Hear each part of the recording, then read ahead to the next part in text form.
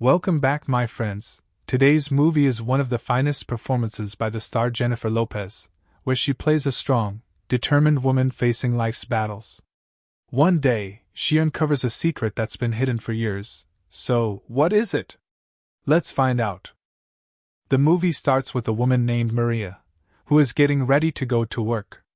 Maria has been working as a sales manager for 15 years at a large supermarket in New York, and she's extremely good at her job, so much so that all the supermarket's customers know her. This particular day is special because the supermarket owner is planning to appoint a new sales department manager. Maria is fully prepared and hopeful to be promoted to that position due to her extensive experience. Coincidentally, it's also her 40th birthday. Maria has been preparing for over 3 weeks, rehearsing what she's going to say to Mr. Sam, the supermarket owner. Her boyfriend Trey, who she's been with for 3 years, has been helping her practice. Maria heads to the supermarket, and once Mr. Sam arrives, she gives him a tour around the store. She explains the workflow and highlights the improvements she's made to enhance the service and increase profits. She also tells him about Dilly, her friend's son, who comes in every day to live stream the products on social media to attract more online orders. Mr. Sam is impressed by all the accomplishments Maria has made and tells her she's proven herself over the past 15 years. However, because of her lack of formal education, he says he can't promote her to the position. Instead, he introduces her to Arthur, the new manager, and asks her to support him in the role. Maria feels crushed that she didn't get the promotion she was counting on. At the end of the day, she heads home with her friend Joan. They live next door to each other. When Maria gets home, she finds that her boyfriend has thrown her a surprise birthday party with all their friends in attendance. He starts talking about their relationship, but Maria is clearly upset about not getting the job. Joan and her son try to cheer her up and bring out a birthday cake so she can make a wish and blow out the candles. Maria wishes that people with tough life circumstances could get the chance to study at top universities and be treated equally, where jobs are given based on experience and skill, not just degrees. The next day, Maria goes to work as usual, but she's lost her motivation. She even starts trying to undermine Arthur's authority to turn the employees against him, since he struggles to earn their support. Arthur calls for a staff meeting to reorganize roles within the team. During the meeting, Maria gets a phone call from the director of a major cosmetics company in New York. He tells her they saw her resume and scheduled her for a job interview in the next couple of days. Maria is confused. She never sent her resume anywhere. Joan then tells her that her son Dilly is the one who submitted it as a surprise gift for her birthday, and she encourages her to go to the interview. Maria heads to Anderson's company for the interview. When she arrives, the secretary tells her that the owner himself will be interviewing her. During the interview, Zoe, his daughter and also a board member, walks in. Zoe begins talking about Maria's professional background and the information she found on her Facebook profile. Maria is caught off guard, especially since she doesn't even have a Facebook account, and the details Zoe mentions aren't true. Still, Maria plays along so she doesn't blow the opportunity. It becomes clear that Zoe isn't a fan of Maria, especially after Maria pointed out all the flaws in the company's products Zoe is directly responsible for. After the interview, Maria goes to Joan's house to ask her about the info on Facebook and her resume. Joan admits that her son faked all that information to help her get the job. Maria is shocked and says it's a huge lie. She walks out, not believing they went that far. The next day at work, Arthur holds a staff meeting. It's clear that he has a weak personality and can't really manage the team. During the meeting, Maria gets a phone call from Anderson's company letting her know that she's been hired as a sales consultant. So, Maria submits her resignation and leaves the supermarket after 15 years of working there, ready to start a new chapter in her life and career. Later that evening, she goes out with her boyfriend Trey to a restaurant in the city and tells him what happened during the interview. She also tells him she'll have to move to another city for the new job. But Trey isn't happy about it. He wants their relationship to continue and hopes they'll get married. However, he notices that Maria keeps avoiding the topic of marriage. He ends up breaking up with her, which makes Maria even more upset because she can't tell him the real reason for her hesitation. At the same time, she still loves him and wants to hold on to the relationship. Despite the heartbreak, she decides to move forward and accept the new job. The next day, Maria gets ready for her first day at the new company. Her friends throw her a small celebration at Joan's house. After the party, she heads to the company where she meets her two assistants, Hilda and Ariana. As soon as she enters her new office, Hilda tells her there's going to be a board meeting where Maria's idea, using organic ingredients in the company's beauty products, will be presented. The goal is to solve the problems Maria had pointed out during her interview.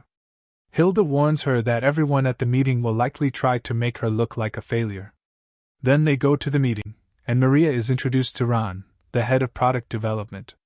Ron comes off as very arrogant because he studied at top universities and holds several international degrees. The meeting starts, and Maria presents her idea to switch to organic products. Her proposal causes division. Some support the idea, while others are against it. Mr. Anderson decides to make it a competition between the two sides. Whoever can prove their idea is better and more profitable will win. The competition will last for 3 months, and the two main competitors are Zoe and Maria. Each of them gets to choose their own team. After the meeting, everyone heads back to their offices. Hilda shows Maria the company's product scientists, Felix, Alicia, and Walt. But all 3 of them refuse to help Maria because they've already joined Zoe's team. That leaves her with just one person, Chase, who agrees to help her develop a new product using organic materials. Things start looking up for Maria. Anderson gives her a new home and a generous budget. She buys everything she's always wanted and gives herself a makeover to match her new position. The next day, she assigns tasks to her team and tells Hilda and Ariana to go out and conduct street surveys to gather customer opinions and figure out which product they should develop. While they're out, Anderson arrives and asks Maria to come with him to the beach. He's organizing a team-building competition among employees, and he wants Maria to be the coach of his team.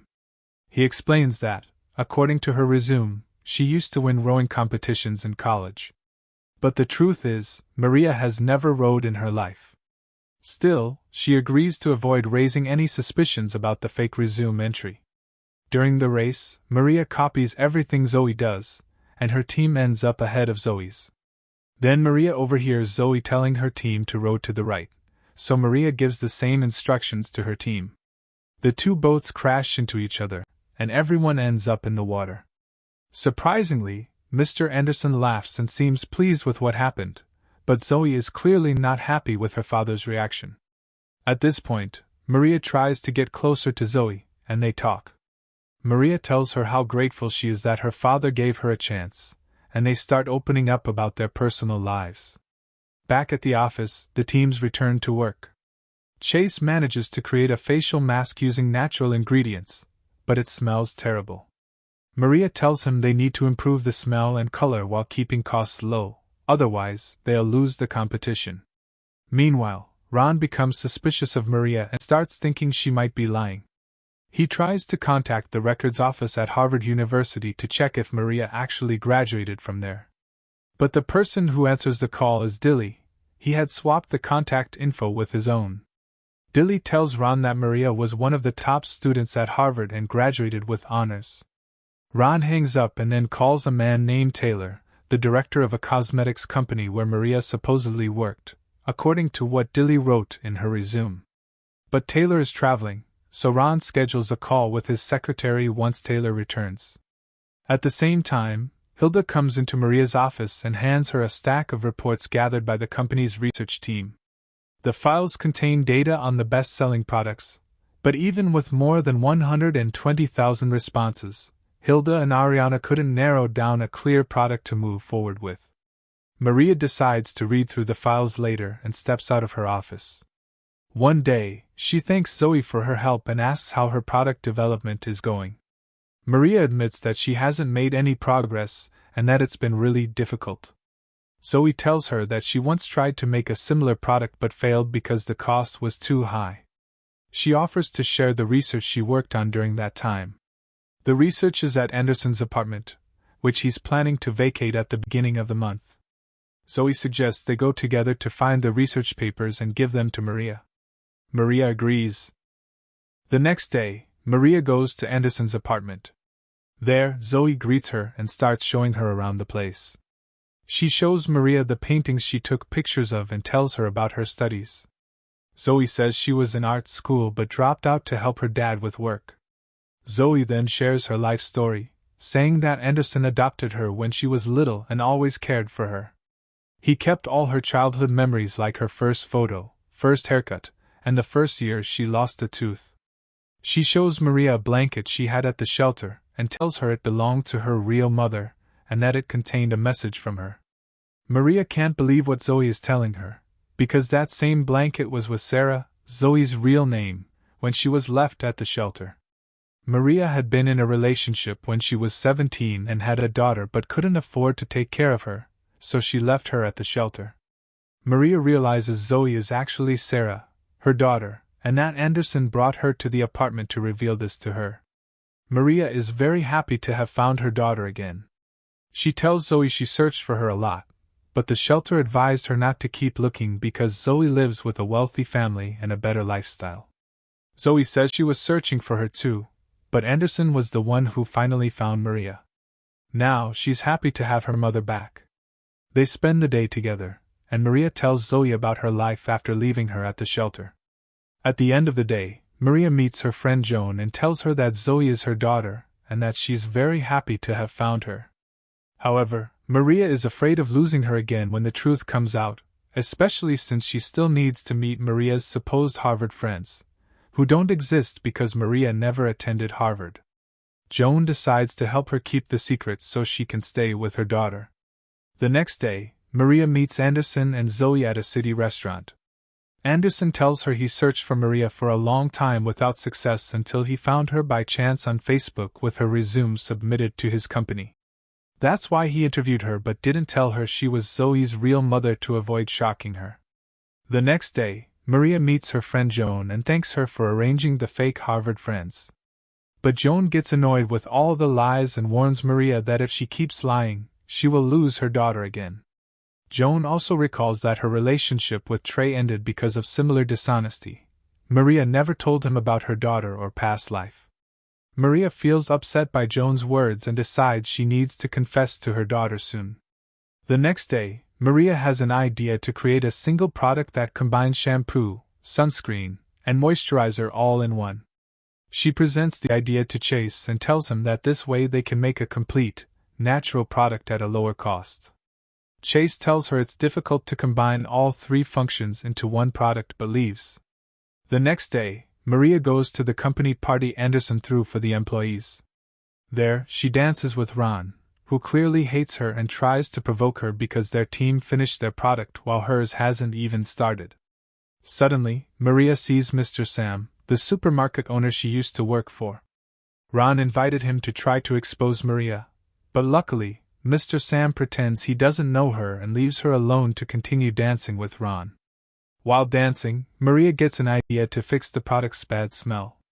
She smiles and tells Chase about a tree her grandfather brought from Japan, the only thing that survived the war, and says it smells nice and could be used.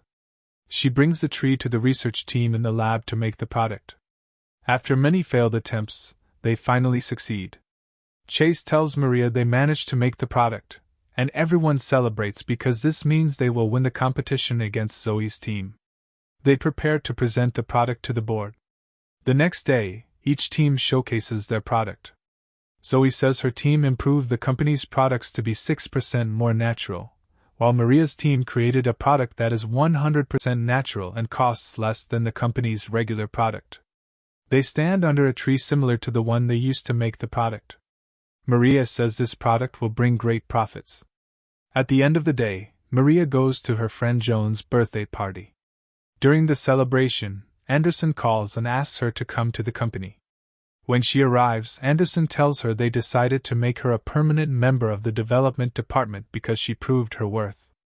He also tells her she will be the official spokesperson for the company at the upcoming party. Zoe is very happy about her mother's promotion and says she looks up to her and wants to be like her when she grows up. On the day of the party, Zoe is the host.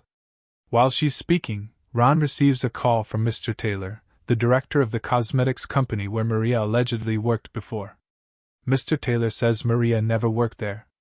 Ron uses this chance to expose Maria and rushes to the party. When he arrives, he finds Maria delivering her speech live on TV. She decides to confess the truth, admitting that the resume she submitted to Anderson's company was fake and that she never attended college. However, she did work in the beauty department for 15 years. She apologizes to Zoe for lying and leaves the hall. The news spreads, and most people sympathize with her. The next day, Zoe visits her mother's house and tells her she trusted her and never wanted to lose her again. But now, she has to leave to go back to London for college. She leaves and walks away. Maria becomes very sad and lonely because she lost her daughter again. She keeps sending letters and messages apologizing for lying but gets no response. Meanwhile, Maria starts her own business, a small supermarket with help from her friends and a partnership with Mr. Sam. They rely heavily on online sales. One day, Maria is surprised to see Zoe standing in front of her. Zoe just returned from London and came to meet Maria again. Maria apologizes and tells her she never wanted to lose her, which is why she lied. Maria reunites with her daughter and fulfills her greatest wish,